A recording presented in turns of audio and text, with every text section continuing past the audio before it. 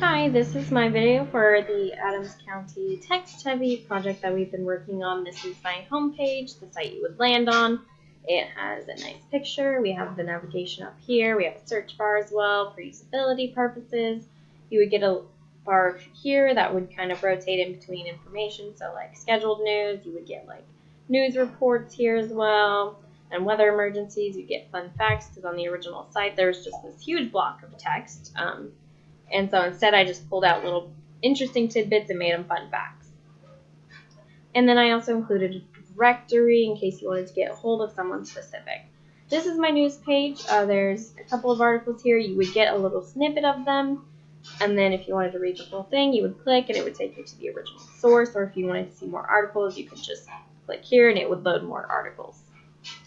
For my schedule page, it would just be a list of like closing days that are closed or for holidays. So you would just get a list of things that are happening and you would be able to scroll through for different months. This is my departments page for the DMV voting and other departments, and if you wanted to see more, you would click on see more and it would load them. For DMV, you have your location, so where the office is. You get your information about learner's permit, information about driver's licenses.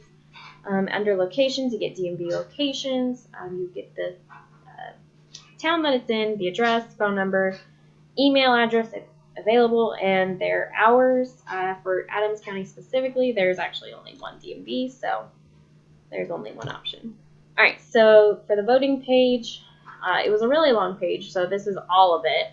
This isn't how it would actually look if you were on the actual site, like in screen view, I should say. But you would type in your zip code, press enter to search, and it would take you to a list of your precincts, which I believe for Adams County there was 6 in total. These are just a couple just to show you how it would look in general. And then another cool thing with my homepage is that there's a drop-down menu. You would hover over the link and it would pop up and you would get to see your different links underneath that tab for added usability purposes for your user. Under photos, you have access to county photos, you have access to events that have happened, as well as current or upcoming or even past projects, really. For county photos, I have them separated by year as well. If you really wanted to look at pictures from a certain time period, that's where you go. If you wanted to add a photo, or if you noticed something wrong with like the information of that photo, whether it's like the year or where it is, you would be able to add it here. And then to see the full album, you would click on see full album and you would get all the pictures within that album. Okay, so I also have a mobile site design really fast because I didn't want to spend a lot of time on it. I'll just show you what it looks like on my.